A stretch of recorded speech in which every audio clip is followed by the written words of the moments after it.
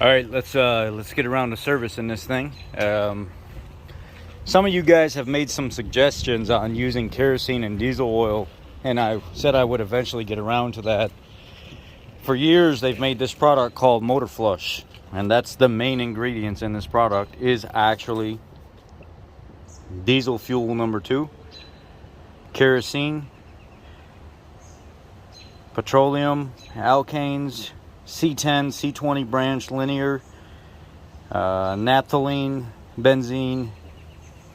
That's exactly what this whole entire product is. And it says here, for engines equipped with oil-cooled turbochargers, follow all label use instructions exactly. For best cleaning results in turbocharged gasoline and turbocharged diesel engines, use Motor Medic, synthetic motor flush, part number MFD1. During the motor cleaning process, do not operate the engine for longer than 5 minutes. Never above idle RPMs, and never with the vehicle in motion for the engine or the engine under load until after you have drained the old oil and motor flush from the case and replaced it with new oil. Directions: check to make sure certain oil in crankcase is up to safe level. Add Motor Medic motor flush to cold engine before changing oil and filter. Idle engine at normal speed for 5 minutes. Motor flush will circulate throughout the entire lubricating system of your engine, dissolving sludge, sludge, gum, and varnish from the engine and oil pan. It also frees sticking valves and rings. Drain crankcase and remove oil filter. Replace drain plug and install new oil filter. Note: on engines with over 75,000 miles or excessive deposits, remove and clean the oil pan to minimize the risk of engine damage. Refill crankcase with oil. Extremely dirty engines may require repeat treatment. Follow directions 1 through 4. Okay, we got a cold engine over there, but we also had a dirty filter. So what we did is we ran out to Walmart, seeing as that's where most people will do their cheap shopping, and I picked up a SuperTech GM Truck 1590 filter. It's a 30,000 mile service filter. Do I recommend going 30,000 miles before changing your air filter? Absolutely not. As a master technician working for a Ford dealership and being in the field for some time now, I'd never go by the service mileage that companies or manufacturers recommend. Technicians that have been in the field for a while do know that doesn't typically work out. We drive in most severe situations and severe driving styles according to the manufacturer's recommendations. So you're never going to get 150,000 miles out of trans fluid. You're never going to get a lifetime service out of a PTU fluid. You're never going to get 10,000 miles out of an oil change unless you're liberal with keeping up on your services and stuff like that. Or anal, I should say, not liberal. Here's the compared part numbers: Fram, K&N, and STP. SuperTech seems to be a good brand. It's got plenty of good reviews online, so I wanted to try it out for myself. One of the first things I noticed right off the bat, this is an AC Delco filter. This is a SuperTech filter. I see the line of glue that AC Delco puts between their pleats here is much thicker than the line of glue put between the pleats on the SuperTech. I see it's got the same style of design. Look at the thickness of the rubber.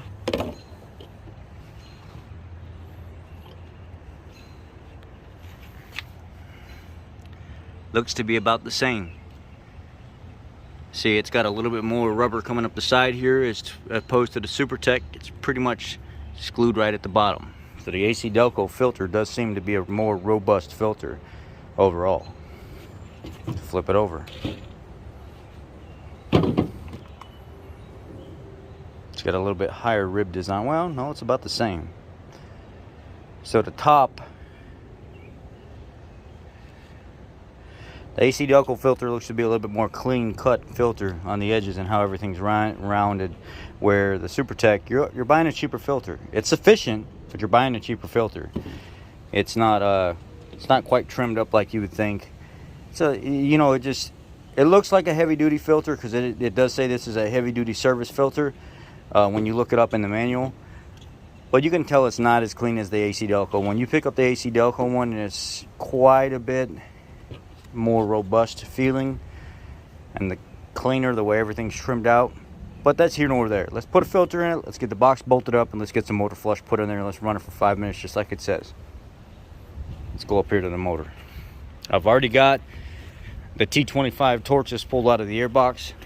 When you go to pull your air filter housing, be very careful not to tip any kind of debris back down inside that housing.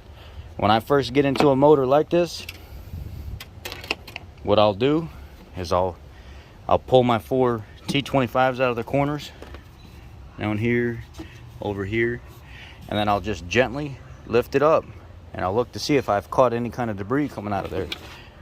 And if there's a bunch of debris, I'll try to knock it back off, because what ends up happening is you pull this case back like this and you dump any kind of fine particles that may make it through that MAF screen, and it'll end up on top of this sensor, and it creates resistance inside that sensor. And that's what happens when you get your oil changed a lot. You get your oil changed, they pull the vehicle outside, all of a sudden check engine lights on, you go pull the MAF sensor out of it, knock it on a white piece of paper, you see all the debris that they've tipped this housing back up, and it's falling back on top of that sensor, and all of a sudden it sets check engine light because that MAF sensor is out of range. So I'll lift it up and look inside there, see if I need to clean anything out of there before I go ahead and pull it up and out of my way. Now with these, I typically like to just take them and push them back as far as I can, and then I'll slide my filter and stuff in. I'll clean out the lower box. So let me go ahead and get all that cleaned out, and then get this filter put in. All right, I've got my box nice and cleaned out. I'm gonna go ahead and wipe it out with a dry towel, and then once I wipe it out with a dry towel and get everything out of there moisture-wise, go ahead and drop this filter in. I popped this box out. If you look, you can see indentations from 3 tabs right here. There's there, and on the side, right down in here. I don't know if you can catch what I'm pointing at. There's a tab down here on the side as well. You could just pop this lower box right out, take it in the house and wash it out. I used some light Clorox spray and washed all the grease and stuff out of it and got all the debris out of it. Now I'm going to dry the box out. Alright, I've got the box dried out. I've got my new filter dropped in. Now I'm going to go ahead and put it back over and screw in my 4 T25s. Now it can be a little bit of a bear to get this cover slid back in. So basically what I did was I went on the side of the truck from this way. I grabbed this top part, and then I took my right hand and I slid it down like this. And I grabbed the bottom and I actually pulled it forward while I slid the top over it to clear that trans line right there. Now I'll go ahead and screw my plastic screws in, the T25s, and then let's dump that motor flush in here. Alright, this is what the motor oil looks like now. I'll go ahead and drop it down in there and check it one more time before I put the motor flush in there. Alright, we got it wiped off, and we're going to drop it in that dipstick and see what we got going on here. In the meantime, that's what the inside of that oil cap looks like. She's been doing way too much short trip driving, and I've told her about that, but she kept doing it, so this is the result.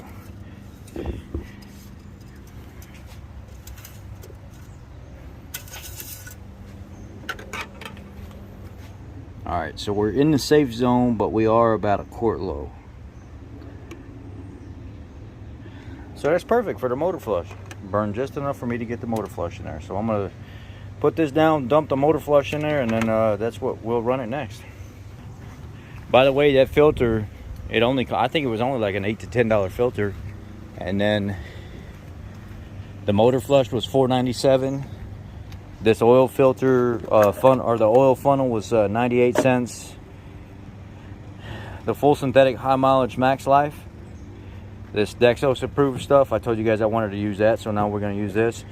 This was I think come out like $27 total. And then I grabbed a Fram ultra synthetic. This has got the red mesh material inside with see if I can back it up a little bit. I might not even be able to see it because I'm outside.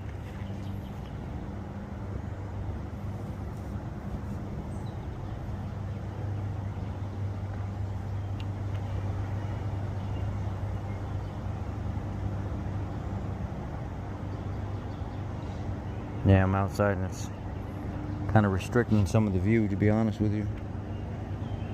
This is that ultra synthetic one that has the red mesh and the screen and everything in it. So we're going to run this on this truck this time. I apologize for staying zoomed in. But anyway, this was like I think it was like $6.75 for this filter, and the drain pan was like 10 bucks. So $10, $26, 36 total. 5 bucks, 41, 42. Then we'll just call it 50. And then with your filter, $60, and you're getting more service out of doing it yourself at home than going to a quick lube place, not getting all this stuff done, not getting the motor flush that you're going to pay $50 to $100 for the extra motor flush. So you guys been asking about this here. Let's go ahead and dump this in there and get it going. And they want you to do it on a cold engine because, you know, the kerosene and diesel in there is a fuel, and it is somewhat volatile. So that's why they want the engine cold, so it's not all super warmed up.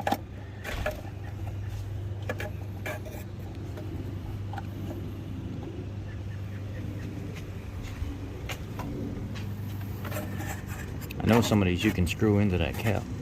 I don't know if this is one of them. I think it is, if you can get it set right while holding the phone. Whatever. We'll just leave it sit like that. Let me get this open. Oh yeah, this smells like straight diesel and kerosene, all right. I mean, that stuff is potent, man.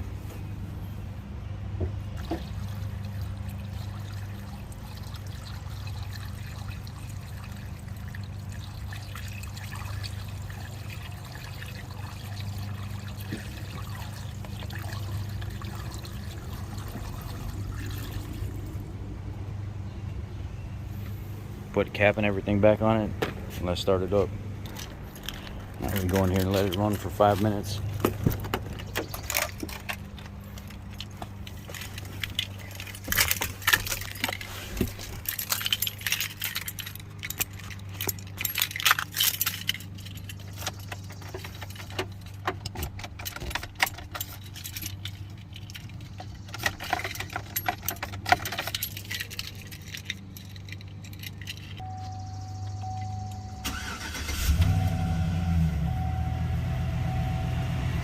It's at 245 right now.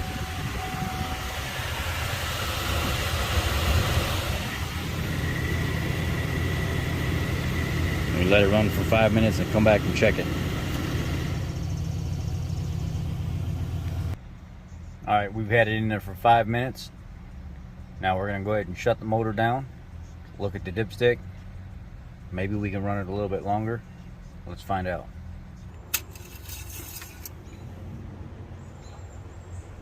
It's about the same color as it was before.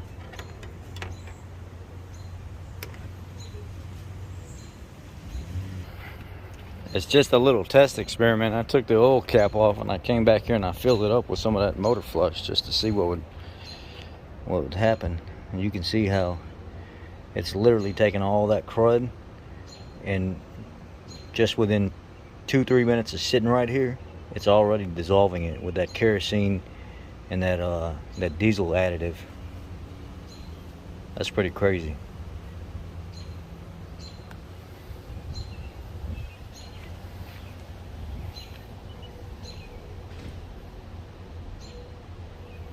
I bet you it just wipes right out of there now.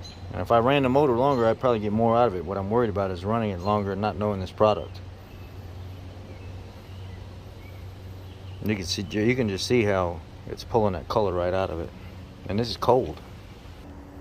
Just a quick wipe inside that lid, and it just one wipe right around pulled 90% of what was in there. If I got down there in that corner with a screwdriver and got the rest of that little bit that's in the corner, man, that stuff works good for sure. That motor flush right there, that's good stuff. Used before every oil change, takes 5 minutes. I'd like to run it 10, so I'm gonna run it 5 more minutes and then drain it then. Use your own discretion when it comes to doing what I just did. I'm not telling you to do it, but this is what I do as a profession. So I actually ran it another 5 minutes at 2,000 RPM just to really get stuff moving through the system.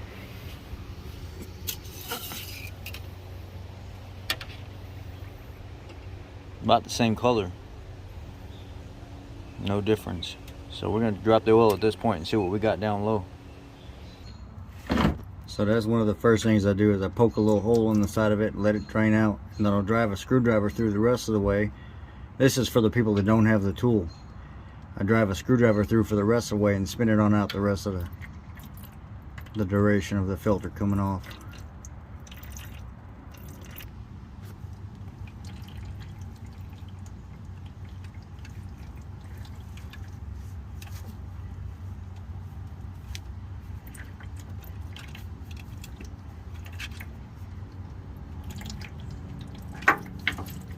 Be careful because it is hot.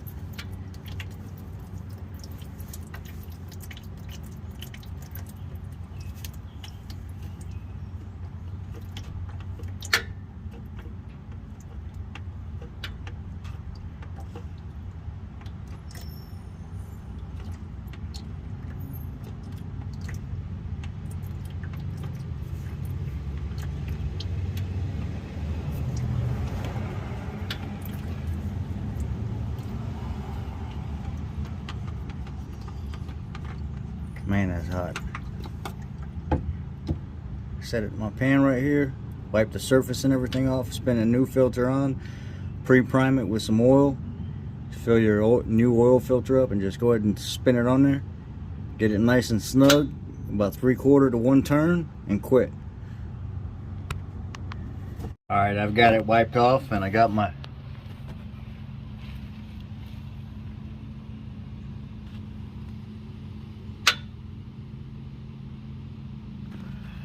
new filter pretty much primed. I'm gonna go ahead and slide it up there, spin it on, and then drop the oil. 13mm. Break it loose and then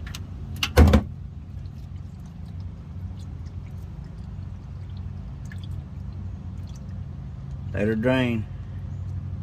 And put it back in and snug it back up about 20 foot-pounds, 15-20 foot-pounds.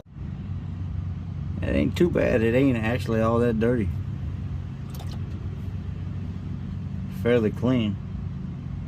It must just be the top where that oil cap is, where she's been taking all them short trips instead of actually driving this thing.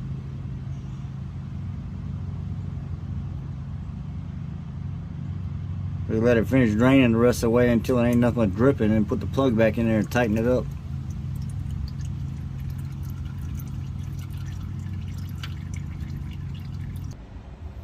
Alright, we're back up here at the top. Everything drained out, tightened down, wiped down underneath. Now we're going to go ahead and fill this up with oil. 6 quarts of 5W30, Dexos approved, Valvoline Max Life is what we're using.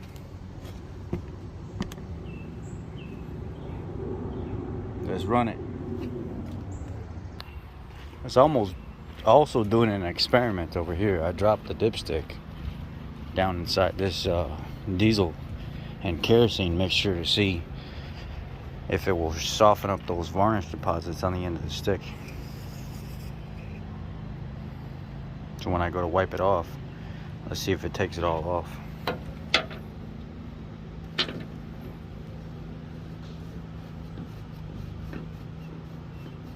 No. I mean, it did soften it up a little bit, but I tell you what would take that off though is that BG EPR. It eat that stuff right off of there because it's got that acid base to it. Let's check the oil now, see what we got.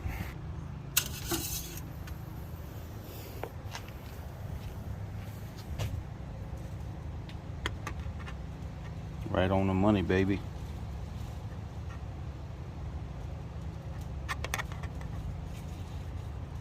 Just a hair over. Not too bad though. Let's run it. It'll go down a little bit more. But anyway, that's how you do this, guys. That's your basic $300 service that you would pay at a quick lube place or a dealership or something like that. Do it at home for 60 bucks. That's it. Pretty darn easy, ain't it? Y'all be blessed. Take care. I hope you found something interesting in this video. Leave me a comment. Let me know what you like about the LS motors or just general services at home anyway. Doesn't it give you that freedom of you doing it yourself? You know what's been done. You know what was left out or what may have been messed up without questioning. I hope this helps somebody. Thank you.